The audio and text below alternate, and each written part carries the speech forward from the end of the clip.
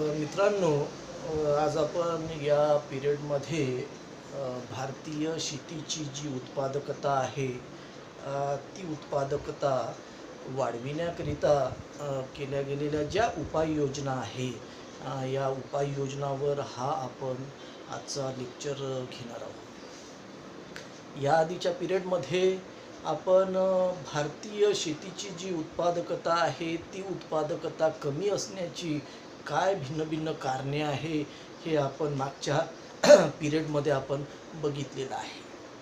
शेतीची जी उत्पादकता आहे, ही शेतीची उत्पादकता जमिनीशी निगडीत असते आणि शेतीमध्ये त्या शेतीशी संबंधित असणारी जी शेतजमीन आहे, जी भूमी आहे, या भूमीमध्ये निसर्गदत्त काही गुणधर्म असतात. त्या निसर्गदत्त गुणधर्माच्या आधारावर त्या जमिनीची पोत निश्चित होते. सुपीक जमीन, मध्यम प्रतीची जमीन, निकृष्ट प्रतीची जमीन आणि मग या भिन्न भिन्न जमिनीच्या पोतीच्या आधारावर आपल्याला त्या जमिनीची जी उत्पादकता आहे, ती उत्पादकता निश्चित करता येते.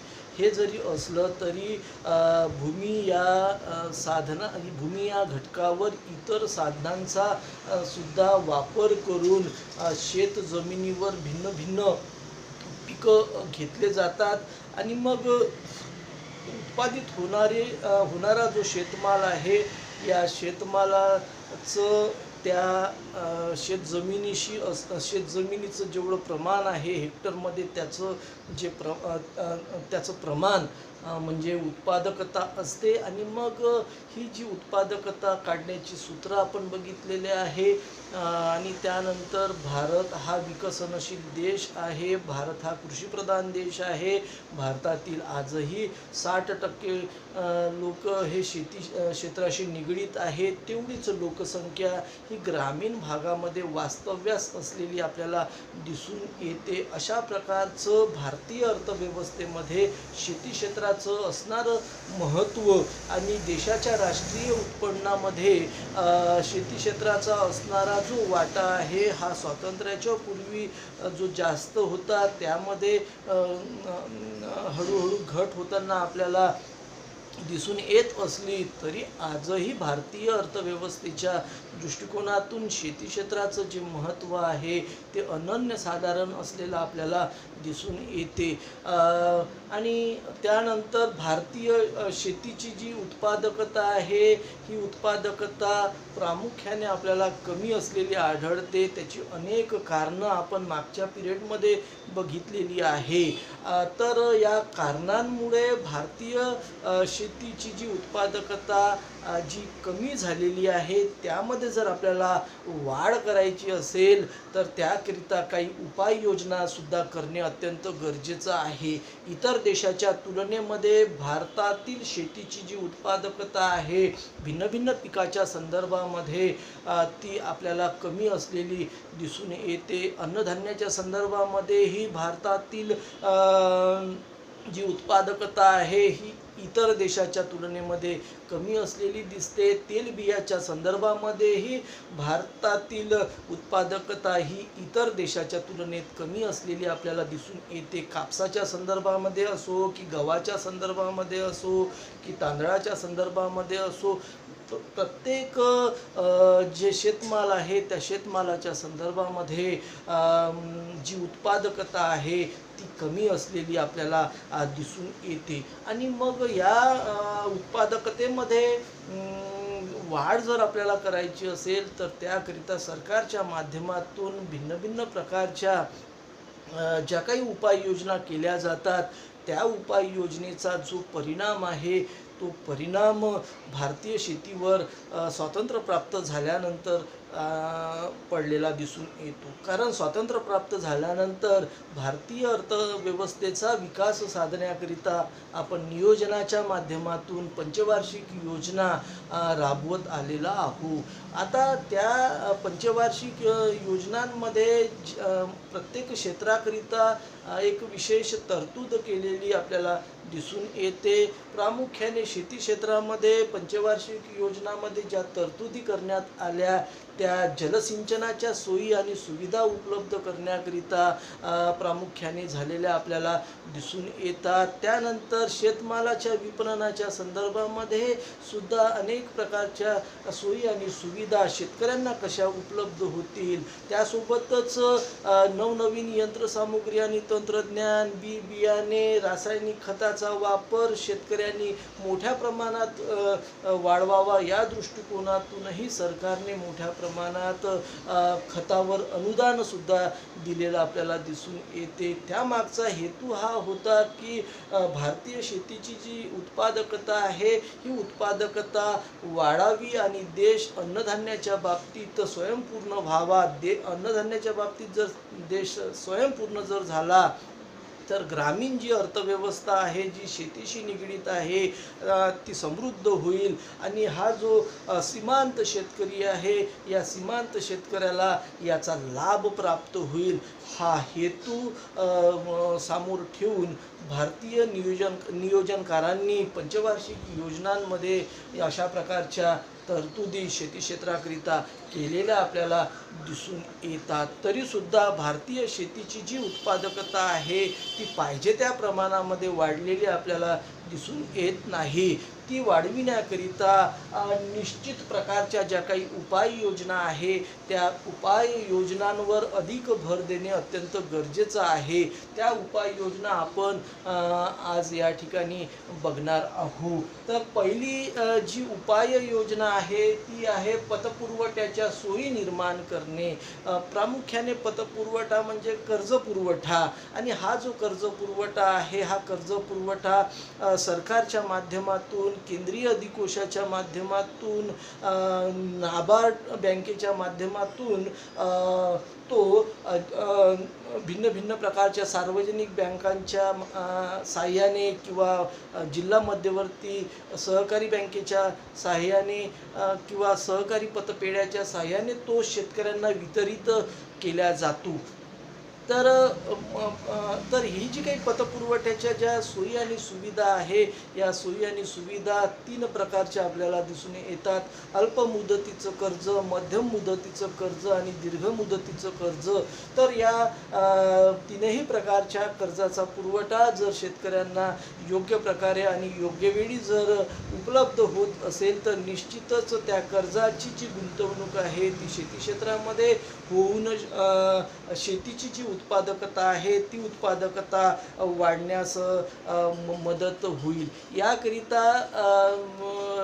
याकरिता सरकारच्या माध्यमातून भिन्न भिन्न प्रकारच्या ज्या काही योजना आहे, शेतीशी संबंधित असणाऱ्या योजना राबविल्या जातात. त्या माध्यमातून मग कर्जाचा जो पुरवठा आहे हा कर्जाचा पुरवठा व्यापारी बँकांच्या माध्यमातून, सहकारी बँकांच्या माध्यमातून, नाबार्ड बँकेच्या माध्यमातून शेतकऱ्यांना व्हावा हा हेतू त्यामध्ये असतो. त्यासोबतच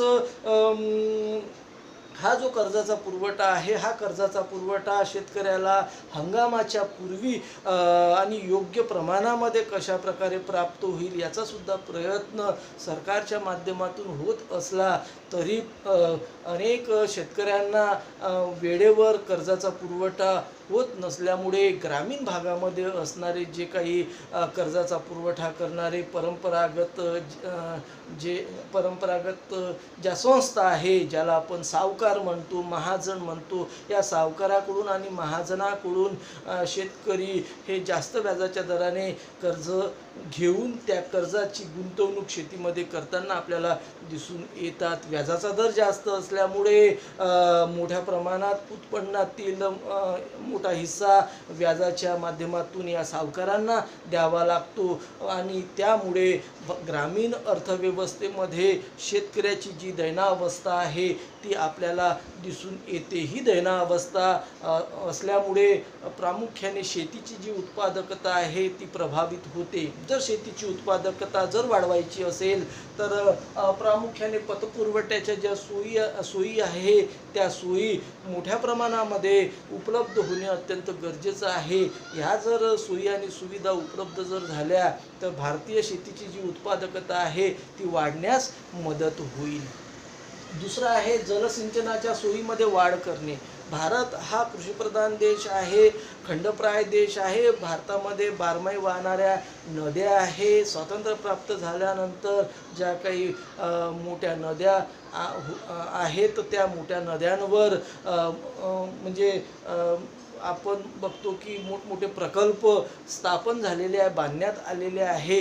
आणि मग हे बहुपर्यायी जे प्रकल्प आहे, या बहुपर्यायी प्रकल्पाच्या माध्यमातून जे काही त्या नद्यांचं पाणी आहे ते साठविल्या गेलं आणि कालव्याच्या माध्यमातून ते शेती क्षेत्राला पुरविण्यात आलं.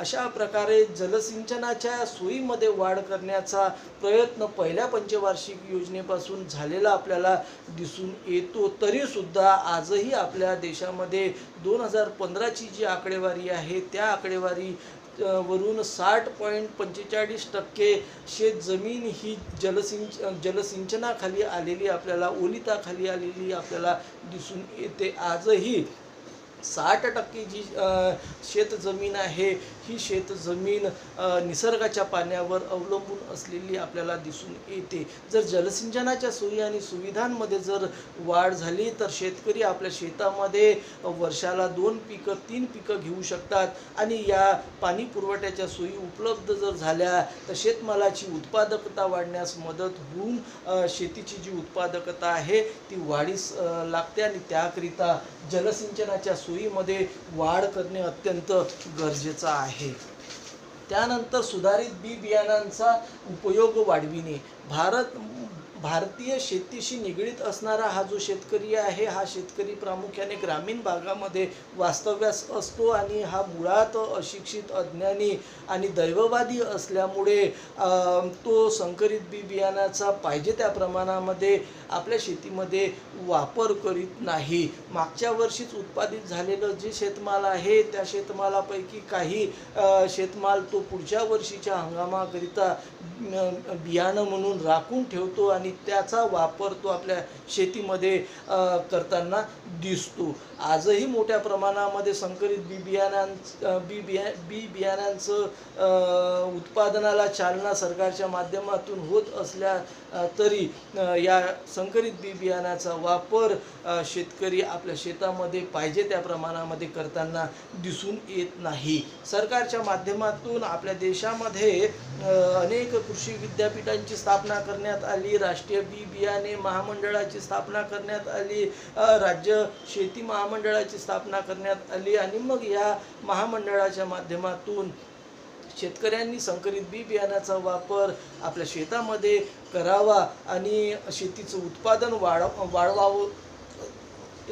या हेतूकरिता सरकारने या भिन्न भिन्न प्रकारच्या संस्था, महामंडळे स्थापन केले असले तरी पाहिजे त्या प्रमाणामध्ये शेतकरी आजही संकरित बी बियाणाचा वापर आपल्या शेतामध्ये करीत नसल्यामुळे शेतीची जी उत्पादकता आहे ती उत्पादकता प्रभावित होताना आपल्याला दिसून येते. शेतकऱ्यांनी जर संकरित बी बियाणाचा वापर जर मोठ्या प्रमाणात आपल्या शेतामध्ये जर केला तर निश्चितच शेतीचं जे उत्पादन आहे त्या उत्पादनामध्ये वाढ होऊन शेतीची उत्पादकता वाढण्यास मदत होईल. याकरिता सुधारित बी बियाणाचा जो उपयोग आहे याचा उपयोग वाढविण्याकरिता शेतकऱ्यांना प्रोत्साहन देणे अत्यंत गरजेचं आहे.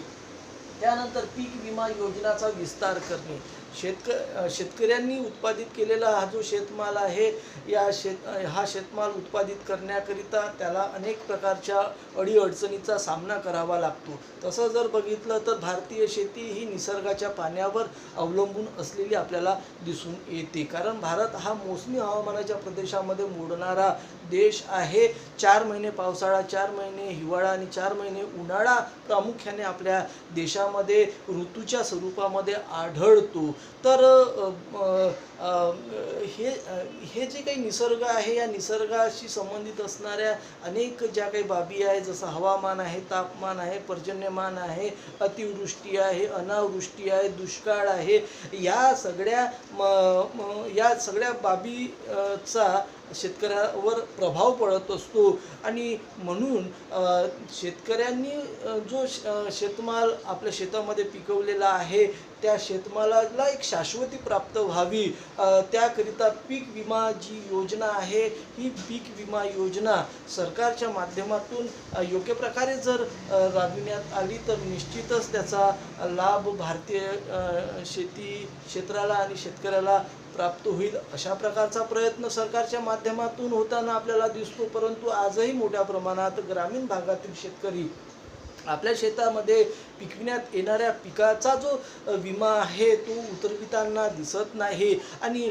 त्यामुळे त्या शेतकऱ्याचं झालेलं जे नुकसान आहे म्हणजे हवामानातील बदलामुळे, पर्जन्यमानाच्या कमतरतेमुळे किंवा अतिवृष्टीमुळे किंवा दुष्काळामुळे किंवा रोगराईमुळे तर याचा त्याला परतावा योग्य प्रकारे प्राप्त होत नाही आणि त्यामुळे भारतीय जी शेती आहे ती प्रभावित होते, शेतीची उत्पादकता प्रभावित होते. ही शेतीची उत्पादकता जर वाढवायची असेल तर पीक विमाच्या ज्या योजना आहे त्या योग्य प्रकारे कार्यान्वित जर करण्यात आल्या तर निश्चितच याचा लाभ शेती क्षेत्राला होईल, शेतकऱ्याला होईल आणि शेतीची जी उत्पादकता आहे ती उत्पादकता वाढण्यास मदत होईल. त्यानंतर सहकारी संस्थांची निर्मिती करणे. प्रामुख्याने ग्रामीण जी अर्थव्यवस्था आहे या ग्रामीण अर्थव्यवस्थेशी निगडीत असणारं हे जे काही शेती क्षेत्र आहे या ग्रामीण अर्थव्यवस्थेमध्ये सहकारी संस्थांच्या जर मोठ्या प्रमाणात जर स्थापना करण्यात आल्या, जसे सहकारी पतसंस्था, सहकारी विणकर संस्था, सहकारी दुग्ध संस्था, अशा प्रकारच्या ज्या काही सहकारी तत्वावर स्थापन करण्यात आलेल्या ज्या काही संस्था आहे याचा जर विस्तार ग्रामीण अर्थव्यवस्थेमध्ये जर मोठ्या प्रमाणात जर झाला तर निश्चितच याचा जो लाभ आहे हा लाभ शेतकऱ्यांना प्राप्त होईल. कारण शेती क्षेत्रामध्ये उत्पादित होणारा जो काही शेतमाल आहे या शेतमालाशी संबंधित असणाऱ्या ह्या ज्या काही सहकारी संस्था आहे या सहकारी संस्था विपणनाचं कार्य करतात आणि त्याचा लाभ शेतकऱ्याला होतो. शेतकऱ्याच्या उत्पन्नावर त्याचा अनुकूल परिणाम होताना आपल्याला दिसून येतो. शेतकऱ्याचं जर उत्पन्न वाढलं तर निश्चितच तो शेती क्षेत्राकडे त्याचा बघण्याचा जो दृष्टिकोन आहे तो अनुकूल राहील आणि शेतीची जी उत्पादकता आहे ती उत्पादकता वाढण्यास मदत होईल. याकरिता सहकारी संस्थाची जी निर्मिती आहे ही निर्मिती ग्रामीण भागामध्ये मोठ्या प्रमाणामध्ये होणे अत्यंत गरजेचं आहे. त्यासोबतच त्याचं जे जाळं आहे ते सुद्धा वाढणं अत्यंत गरजेचं आहे. त्यानंतर भारतीय शेतीची जी उत्पादकता आहे ती वाढविण्याकरिता उपाययोजना म्हणून शेतीचं जे यांत्रिकीकरण आहे हे या यांत्रिकीकरणावर अत्यंत म्हणजे हे यांत्रिकीकरण अत्यंत महत्त्वाची बाब आहे. कारण आजही आपल्या देशामध्ये परंपरागत अवजाराचाच वापर प्रामुख्याने शेती क्षेत्रामध्ये होताना आपल्याला दिसून येतो. नांगर, वखर, डवरणे किंवा बियाण्याची जी पेरणी आहे ती करण्याची जी काही साधनं आहे, अवजारे आहे ती परंपरागत असलेली आपल्याला दिसून येतात. त्यामुळे शेती क्षेत्राची जी उत्पादकता आहे, उत्पादन आहे ते प्रभावित होताना आपल्याला दिसून येते. आता जर यांत्रिकीकरणाचा जर मोठ्या प्रमाणात वापर शेती क्षेत्रामध्ये जर झाला तर निश्चितच त्याचा परिणाम शेतमालाच्या उत्पादनावर होऊन शेतीची जी उत्पादकता आहे ती वाढण्यास मदत होईल आणि म्हणून भारतीय शेती क्षेत्रामध्ये मोठ्या प्रमाणात यांत्रिकीकरण होणे अत्यंत गरजेचं आहे. इतर देशाच्या तुलनेमध्ये आपल्या देशात शेती क्षेत्रामध्ये झालेलं जे यांत्रिकीकरण आहे ते पाहिजे तेवढ्या प्रमाणामध्ये झालेलं आपल्याला दिसून येत नाही. याचा निश्चितच परिणाम शेतमालाच्या उत्पादनावर होतो, शेती क्षेत्राच्या उत्पादकतेवर होताना आपल्याला दिसून येतो. जर शेती क्षेत्राची उत्पादकता जर आपल्याला वाढवायची असेल तर शेती क्षेत्रामध्ये मोठ्या प्रमाणामध्ये यांत्रिकीकरण होणे अत्यंत गरजेचं आहे. ट्रॅक्टर, हार्वेस्टर ही जी काही आधुनिक यंत्रसामुग्री आणि तंत्रज्ञानाच्या संदर्भामध्ये जर सांगायचं झालं तर ग्रीन हाऊस, पॉली हाऊस, त्यानंतर तुषार सिंचन, ठिबक सिंचन किंवा मग रासायनिक खताच्या संदर्भामध्ये असो की मग शेतमालाचं जे उत्पादन झालं त्याच्या प्रक्रियेच्या संदर्भामधलं तंत्रज्ञान असो, याचा मोठ्या प्रमाणामध्ये जेव्हापर्यंत भारतीय शेतीमध्ये वापर होत नाही तेव्हापर्यंत भारतीय शेतीची जी उत्पादकता आहे ती वाढण्यास मदत होणार नाही. आणि म्हणून भारतीय शेती क्षेत्राचं यांत्रिकीकरण होणं अत्यंत गरजेचं आहे. ही उपाययोजना अत्यंत महत्त्वाची असलेली आपल्याला दिसून येते. त्यानंतर शेतीविषयक संशोधन. भारताला स्वातंत्र्य प्राप्त झाल्यानंतर भारतीय अर्थव्यवस्थेमध्ये शेती क्षेत्राचं असणारं जे महत्त्व आहे ते महत्त्व विचारात घेऊन